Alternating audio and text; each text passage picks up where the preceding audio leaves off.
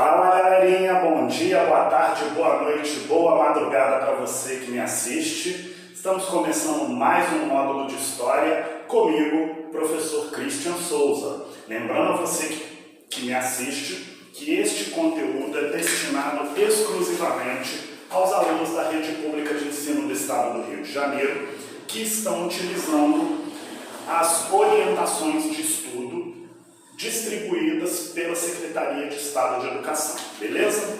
Bom, na aula de hoje a gente vai conversar um pouquinho a respeito do período renascentista na Europa. Esse período ele começa lá no final do século XIII, início do século XIV, ainda na Idade Média, perpassa o período da Idade Média para a Idade Moderna e prossegue até então. E ele vai ser marcado por uma característica muito peculiar nesse momento da história da Europa, que foi o colapso do sistema feudal com uma grave ameaça de fome.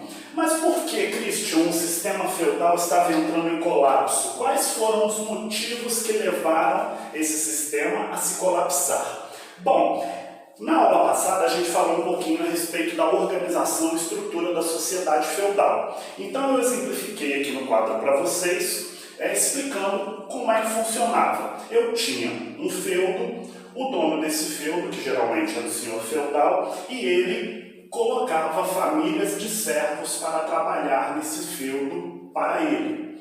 Então, em troca de moradia e alimentação, essas famílias trabalhavam, plantavam e produziam nas terras desse senhor. Tudo que era produzido aqui, uma parte ia para o dono do feudo, a outra parte ia para o sustento da família. Beleza. Só que o que aconteceu ao longo dos anos? Começou a ocorrer um crescimento demográfico dentro desse território.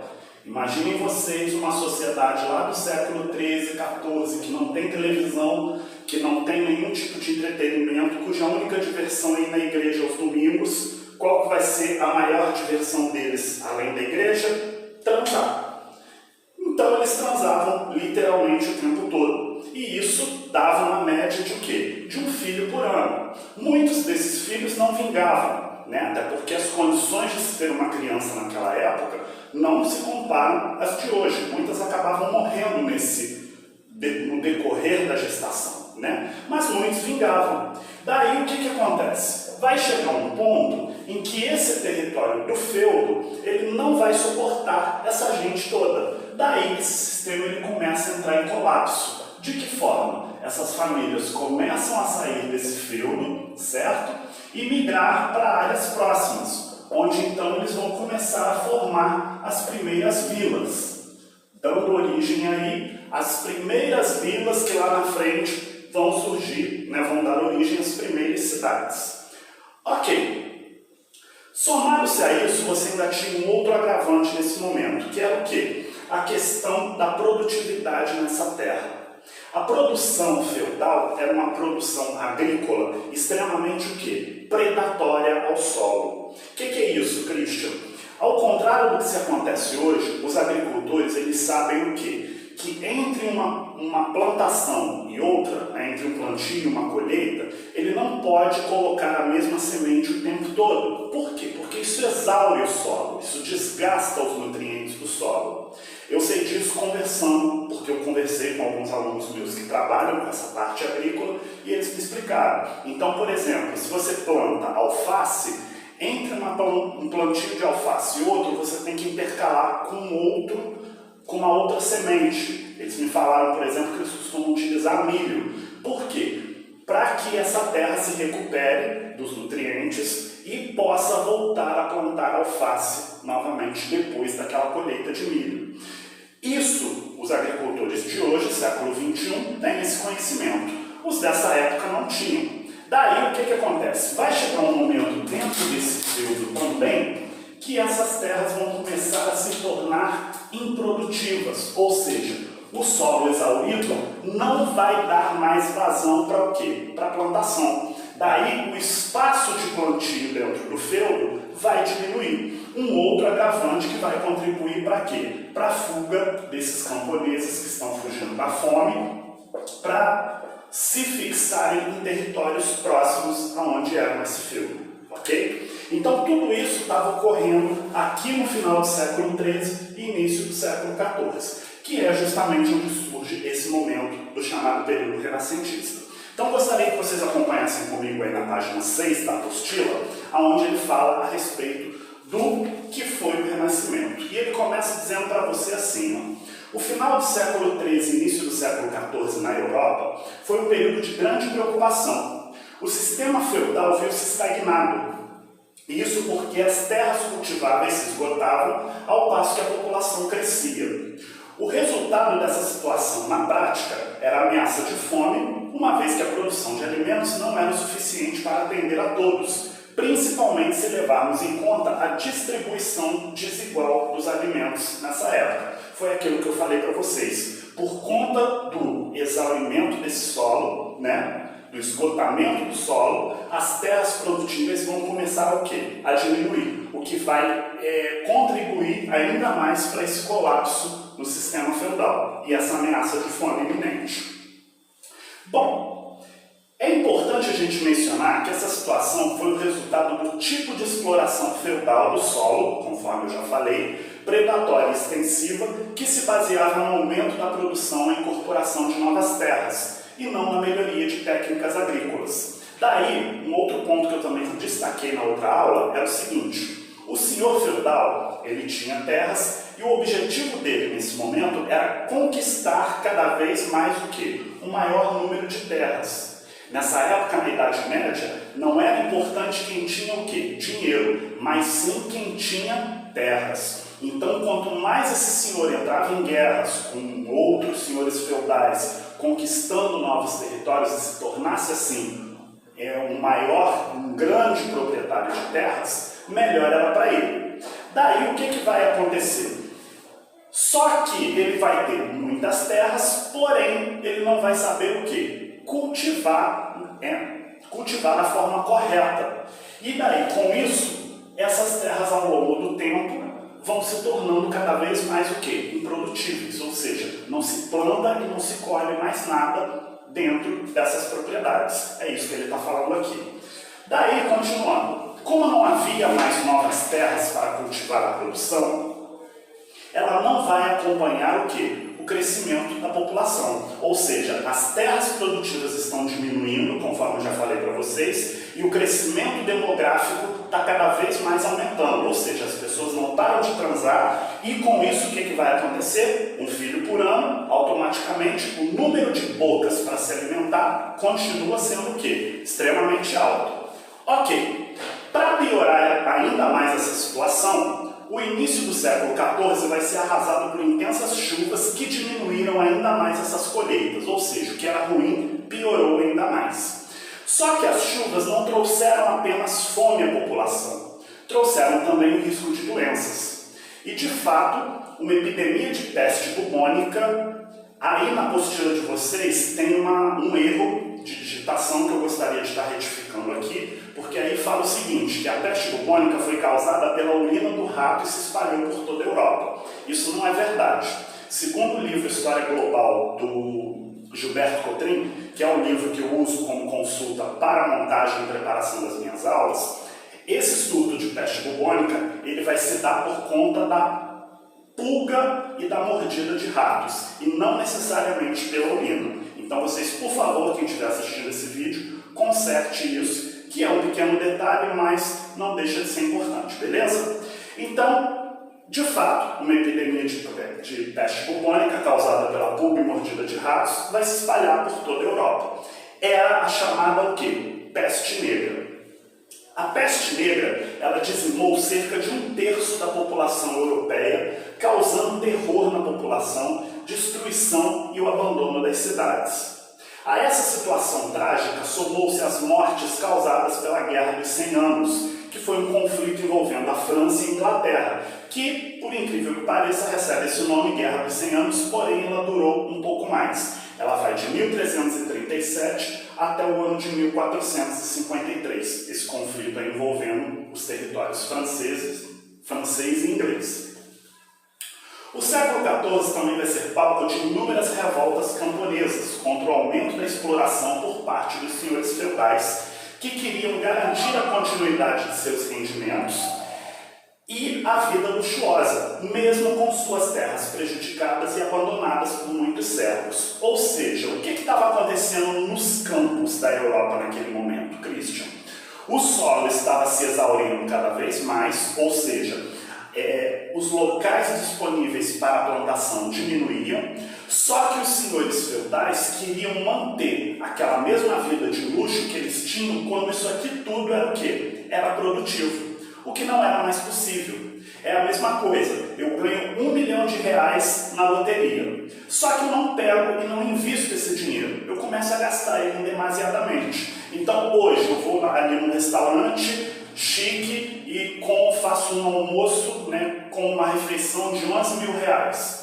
Amanhã eu pego e vou passar minhas férias na Europa, em Paris. E o dinheiro só está acabando, só está acabando, só está acabando. Vai chegar um momento em que, se eu não souber administrar esse dinheiro, investir ele em alguma coisa que me dê lucratividade, o que vai acontecer? Eu vou voltar a ser pobre. E aí eu não vou poder mais ter o quê? Aquela vida de luxo. Eu não vou poder mais sentar num restaurante cuja uma refeição custa R$11 mil e comer ali. Ou seja, hoje eu teria essa percepção. Os senhores feudais dessa época não tinham. Eles estavam empobrecendo, porque suas terras não eram mais produtivas, porém eles não estavam ligando, eles queriam continuar mantendo o quê? Aquela vida de ostentação que eles mantinham antes do sistema feudal entrar em colapso, certo? Bom, continuando. As rebeliões dos servos foram duramente reprimidas, mas tornaram inviável a manutenção das relações feudais, que aos poucos foram se extinguindo, sendo substituídas por relações salariais. Já nas cidades, houve a retomada do crescimento comercial e o revigoramento do mercado era favorecido pelo aumento do preço das manufaturas. Ou seja, o que acontece? Vai chegar um ponto em que esse sistema de servidão, onde as famílias de servos estão ligadas à terra, entra em colapso por essa série de questões que eu já citei aqui desde o início da aula. Então, essas relações de servidão, elas vão começar a ser substituídas pelo quê? Por relações assalariadas, ou seja, o senhor feudal que outrora mantinha servos aqui trabalhando, e ele, por manter essas pessoas aqui, ele tinha que dar moradia, ele tinha que dar alimentação, ele tinha que dar toda assistência. Agora, esse modelo vai ser substituído pelo modelo o quê? Assalariado, que é esse modelo que rege a sociedade até os dias de hoje. Mas, Christian, qual que é a diferença, qual que é o benefício entre um e outro? Veja bem, nesse modelo de servidão, o senhor feudal era responsável por quê? Por garantir a segurança dessa família, a segurança alimentar, a segurança pública, né? Ou seja, ele é que tinha que resguardar essas famílias que viviam aqui. Já numa relação assalariada, não é assim que funciona. Eu te pago um valor X, você vai exercer um trabalho para mim de tal hora, e dali acabou. E aí no final do mês eu te pago um salário e você vai se virar para se manter com aquele salário que você recebe. Eu não tenho que te dar comida, eu não tenho que te dar moradia. Numa relação assalariada, subentende-se o quê? Que com esse salário que eu estou te pagando, você vai cobrir todas essas suas despesas pessoais. E a partir desse momento, eu como seu empregador, e não mais como seu senhor, eu então estou livre dessas demais obrigações. Eu te paguei o seu salário, problema seu o que você vai fazer com ele. Você vai gastar tudo com bebida, vai gastar tudo com farra, vai deixar alguma coisa para sustentar sua família? Aí é com você. A minha obrigação para contigo, trabalhador, é apenas o quê? Te pagar um salário mensal por aquele determinado serviço que você presta a mim ou às minhas terras, beleza? Continuando, o grupo que vai sair mais fortalecido nesse período é a chamada burguesia comercial, que adquiria propriedades dos nobres falidos. Essa burguesia se apoiava na concentração de poderes nas mãos do rei, já que isso significava a padronização das moedas, dos pesos e das medidas, além de maior proteção dos mercados contra a concorrência externa. Essa questão da monarquia na Idade Média, né, muitos alunos me perguntam: Christian, de onde que surgiu a monarquia? Né? Se fala do rei como se ele fosse um senhor feudal. De fato, o rei era mais um senhor feudal entre tantos outros que existiam na Europa. Mas de onde vinha esse título de nobreza dele? Bom, para a gente poder estar entendendo isso, é importante você voltar um pouquinho lá atrás na pirâmide social, mais precisamente, na pirâmide social não, desculpa, aqui na linha do tempo, mais precisamente no ano de 476 d.C., quando o Império Romano do Ocidente é tomado pelos povos bárbaros. Né? Já falamos isso na outra aula. O que acontece?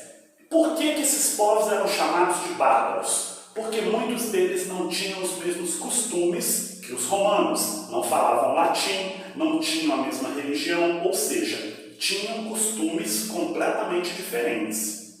Só que muitos desses povos bárbaros, eles já tinham uma hierarquia dentro de sua organização.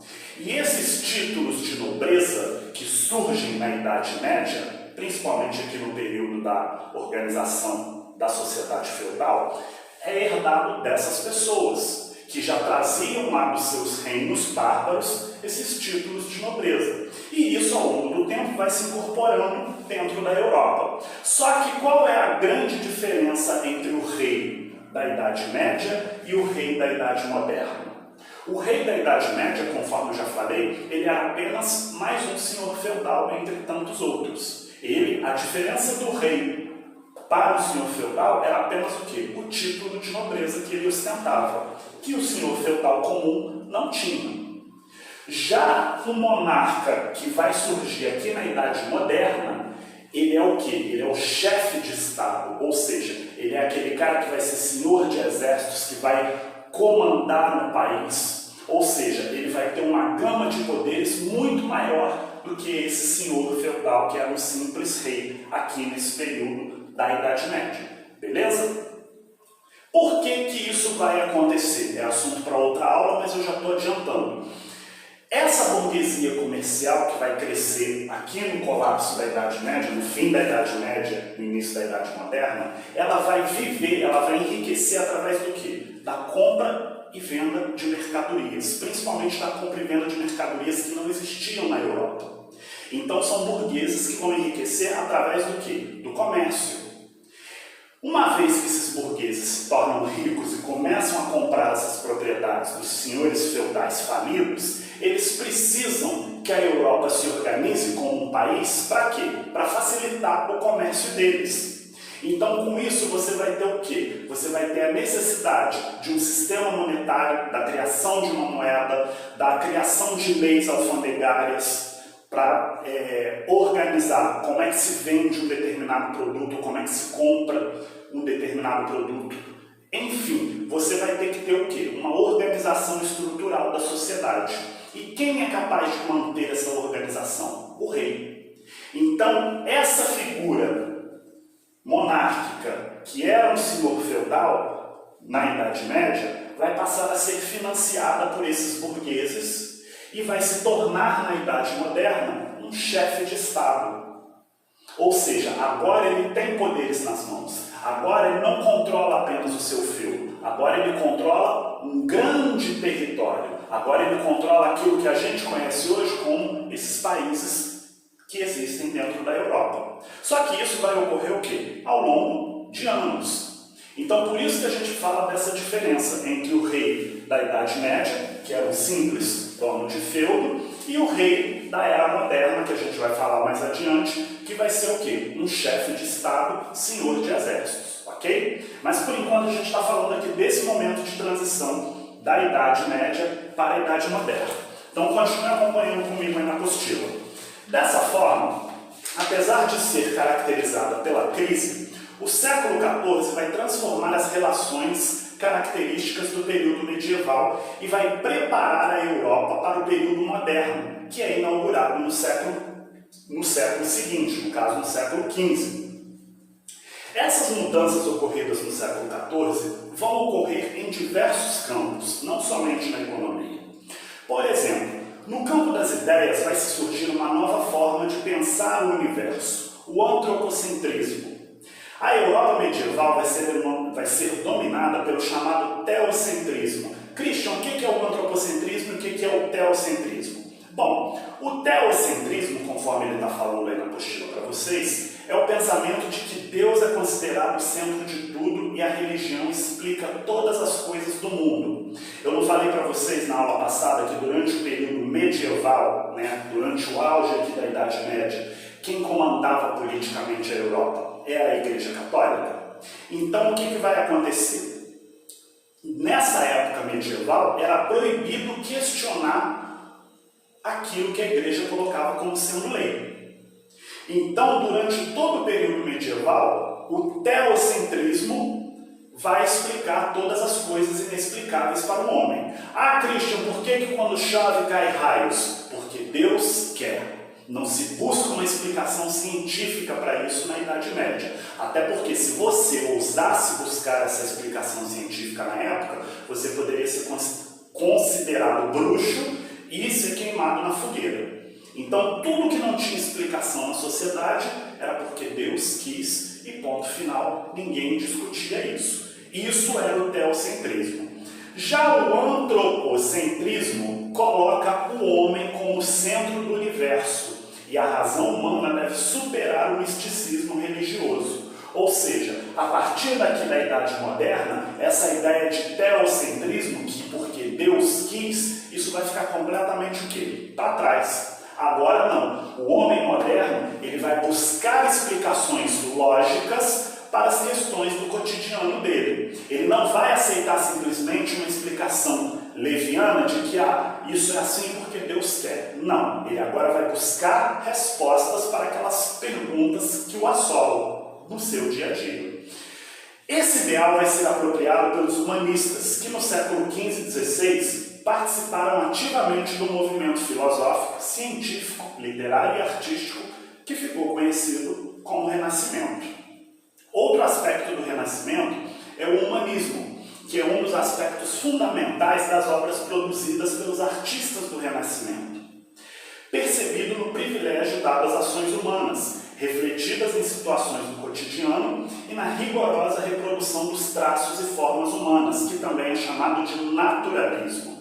A valorização da razão, do pensamento e a concepção antropocêntrica de que o homem é o centro do universo está presente em diversas obras renascentistas, como, por exemplo, essa que está aí na página 8 do material de vocês, O Homem Vitruviano, do Leonardo da Vinci, Uma coisa interessante, se a gente for parar para comparar a arte do período moderno para a arte do período medieval. A arte do período moderno, ela vai valorizar a figura o quê? Humana. Então você vai ter os traços humanos muito bem detalhados na arte que vai ser produzida a partir da Idade Moderna.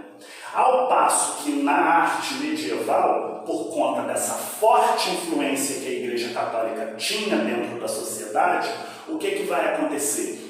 Todo tipo de arte que era produzido nesse período tinha alguma coisa a ver com o quê? Com a religião, com a igreja, ok? Então, não que não existiu arte na Idade Média, existiu sim, só que por conta dessa forte intervenção que a igreja tinha no Estado, na política, tudo que era produzido em forma de arte no período medieval era voltado para as questões do quê? Cristãs. Beleza? Continuando. O Renascimento também tinha como característica a valorização das concepções artísticas da antiguidade clássica, o chamado classicismo. Eles, os renascentistas, acreditavam que ao se inspirar nas obras dos gregos e dos romanos da antiguidade, estavam renascendo a cultura clássica. Daí o termo Renascimento. Ou seja, foi aquilo que eu também já expliquei para vocês na aula anterior, quando a gente falou ali do finalzinho da Idade Média.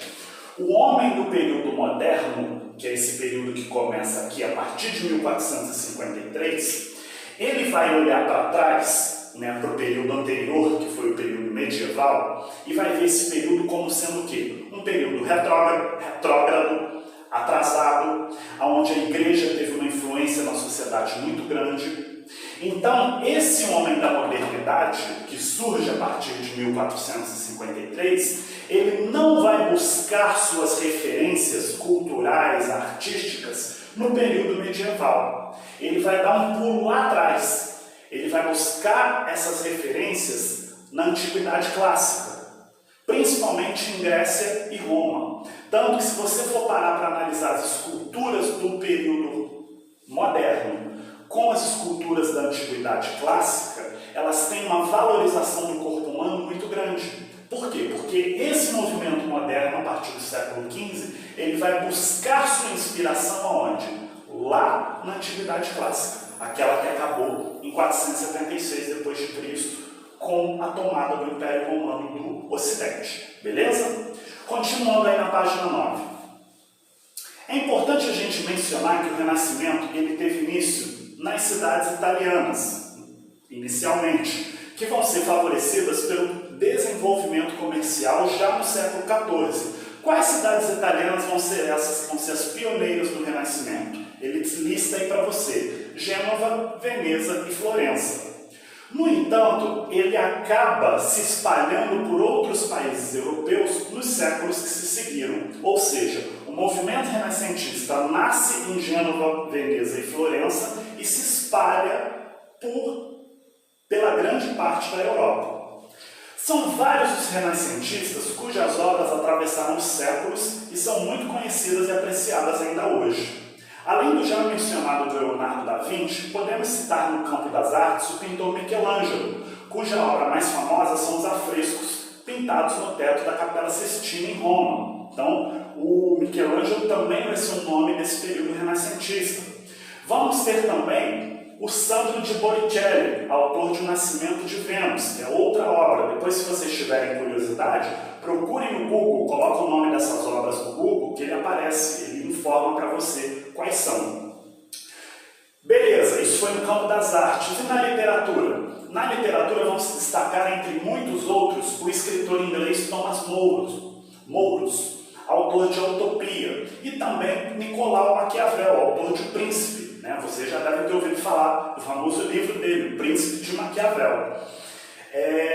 Mas talvez o mais conhecido escritor renascentista seja William Shakespeare, que vai ser autor de clássicos como Romeu e Julieta, Hamlet, Macbeth, Sonhos de uma Noite de Verão, entre outros. Ou seja, aqui no Ocidente, até os dias de hoje, as obras do William Shakespeare, elas servem de inspiração para muitas artes até o século atual. Ou servem de inspiração ou se fazem releituras dessas obras, trazendo elas para o século XXI, ok? Bom, aprofundando nossa análise sobre o Renascimento, é interessante atentarmos para o fato de que esse movimento não favoreceu somente o campo das artes, pois a matemática, a astronomia, a física e a medicina tiveram um grande avanço no período. Foi o que chamamos de renascimento científico. Mas, Christian, por que esses avanços todos no campo da matemática, da ciência e da medicina não tinham ocorrido lá atrás no período da Idade Média?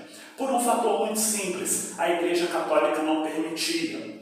Igual, por exemplo, a medicina ela vai ter um avanço muito grande nesse período. Por quê? Porque até então você não podia dissecar um cadáver para estudar ele. O que é isso, Christian, dissecar um cadáver? Abrir um cadáver e tirar as partes, os órgãos internos, para poder estudar. Isso só vai ser possível a partir da Idade Moderna. Por quê? Porque a Igreja Católica, lá no período medieval, falava o quê? Que o corpo humano era templo do Espírito Santo. Então, uma vez que você ousasse abrir o corpo para poder tirar os órgãos simplesmente para ver o que tinha dentro, para ver como é que eles funcionavam, você, na visão teocêntrica da igreja, você estava o quê? Violando o templo do Espírito Santo. E isso era um pecado mortal, lá no período medieval. Já aqui no período moderno, o que vai despertar, o que vai surgir na sociedade europeia é o quê? É uma grande curiosidade de conhecer coisas que eles não conheciam. Foi aquilo que eu falei para vocês anteriormente. Essa questão pura e simples de que a as coisas são assim porque Deus quer, já não atendia mais ao quê? Aos anseios do homem renascentista, do homem da era moderna. Esse cara queria mais, ele queria investigar, ele era um detetive. Né? Ele estava o quê? Ele estava querendo descobrir coisas novas a todo tempo. Então, por isso que você vai ter um avanço nesses campos científicos que a apostila de vocês está falando aí, beleza? A Revolução Científica ocorreu na Europa a partir do século XV e deu as bases para a consolidação da ciência moderna. O Renascimento e a Revolução Científica constituíram o que foi, talvez, o período mais significativo de descoberta e crescimento das ciências em toda a história. Esse período vai preceder o período que vocês vão estudar mais lá na frente, que vai ser o Iluminismo, que mais adiante vamos conversar sobre ele. Beleza, para a gente poder estar fechando. No período medieval, as respostas sobre as questões que envolviam a relação do homem com a natureza eram dadas através da religião. Ou seja, foi aquilo que eu falei para vocês. Tudo que não tinha explicação na era medieval era porque Deus queria e ponto final. Ah, mas por que Deus quer? Não te interessa. Deus quer, e se você ficar perguntando muito, eu vou te acusar de bruxaria e vou te mandar para a fogueira da Inquisição. Basicamente era isso que acontecia no período medieval. Então você não podia questionar muito as coisas à sua volta. Daí é o que ele está falando. Essa visão teocêntrica não impedia, mas dificultava e muito o avanço científico na Idade Média. No entanto, com a valorização da razão e do homem como centro do mundo, a ciência baseada na observação e na experimentação vai ganhar espaço. Um dos principais cientistas desse período foi quem? O Galileu Galilei, conhecido como o fundador da física moderna. Christian, o que esse cara fez? Esse cara criou essa matéria linda que eu acredito que vocês todos gostam, que foi a física. Essa física que vocês estudam hoje no ensino médio foi criada por esse indivíduo que a gente está estudando aqui, o Galileu Galilei, beleza? Mais conhecida como experimentação científica, a mais conhecida experimentação científica do Galileu foi conseguir provar a teoria heliocêntrica. Que é isso, Christian? Formulada anteriormente pelo cientista polonês Nicolau Copérnico, ela afirmava que a Terra girava em torno de si mesma e em volta do Sol. Então, veja bem, hoje a gente sabe o quê? Que a Terra, o nosso planeta, ele dá uma volta completa em torno de si mesmo durante 24 horas. Então, a cada 24 horas, o planeta gira em torno de si mesmo. E a cada 365 dias, ele gira em torno do Sol. Então, ou seja, ele gira 24 horas ali em torno de si. O Sol, suponhamos que o Sol está aqui. Ele gira o tempo todo em volta dele, 24 horas, e gira em volta do Sol durante um período ali de um ano. Isso é a teoria heliocêntrica, ou seja, a Terra gira em torno de si mesma durante 24 horas e dá uma volta completa em torno do Sol durante 365 dias do ano. Beleza. Por defender essa ideia, Galileu foi julgado por um tribunal da igreja e para escapar da morte ele teve que negar essa teoria heliocêntrica que ele defendia em seus estudos. Então, para vocês verem, a gente estava aqui no final da Idade Média, no início da Era Moderna, nesse período que é conhecido como Renascimento, e você ainda tinha esse poder político da igreja muito forte dentro da Europa, a ponto dela interferir em estudos científicos de pesquisadores da época, como foi o caso do Galileu. Bom, a medicina ela também vai avançar muito, principalmente em relação às práticas condenadas pela Igreja Católica de dissecação de cadáveres para o conhecimento da anatomia humana e de alguns processos que regulam o funcionamento do corpo humano, havendo dessa forma uma nova abordagem na medicina. Isso daqui é interessante por quê?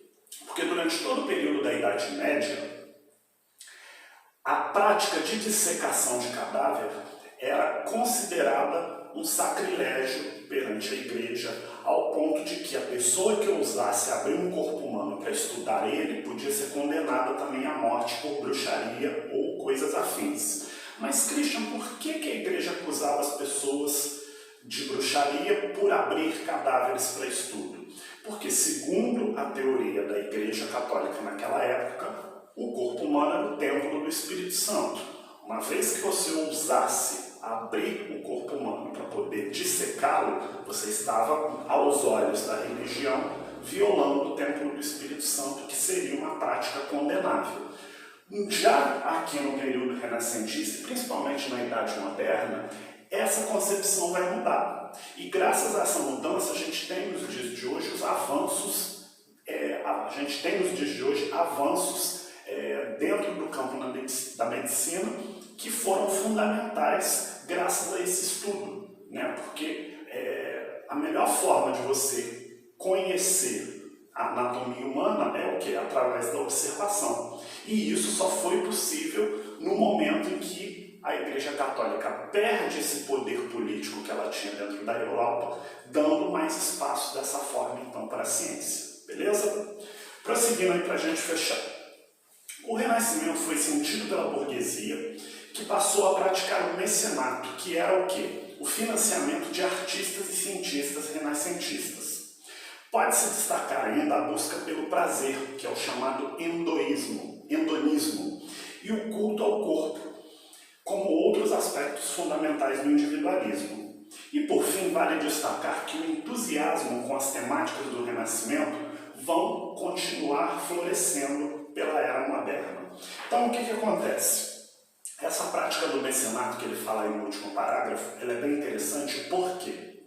Porque o mecenato nada mais era do que burgueses ricos, muito ricos, diga-se de passagem, que financiavam estudos científicos desses cientistas que estavam surgindo, como Galileu Galilei, entre outros, financiavam artistas, né, pinturas de artistas. Então eram pessoas o quê? Interessadas nesse novo formato de visão da cultura e da ciência que estava florescendo aqui no final da Idade Média e no início da Idade Moderna. E aí o que acontece? Essas pessoas vão começar a financiar os estudos desses indivíduos, seja no campo da ciência, seja no campo das artes. Por isso que eles vão receber o nome de mecena, né? Porque era a prática do mecenato, que, se a gente for trazer para os dias de hoje, seria como se fosse uma espécie de bolsa, né? Eu te pago um valor X para você desenvolver uma pesquisa ou para você fazer uma pintura, pintar um quadro. Isso era a prática do mecenato. E, por último, que ele fala aí, o culto ao corpo, que era o hedonismo. Foi aquilo que eu disse para vocês. O Renascimento ele vai buscar referências não na Idade Moderna, na Idade Média. Ele vai buscar referências na Antiguidade. E essas referências vão continuar aqui no período moderno.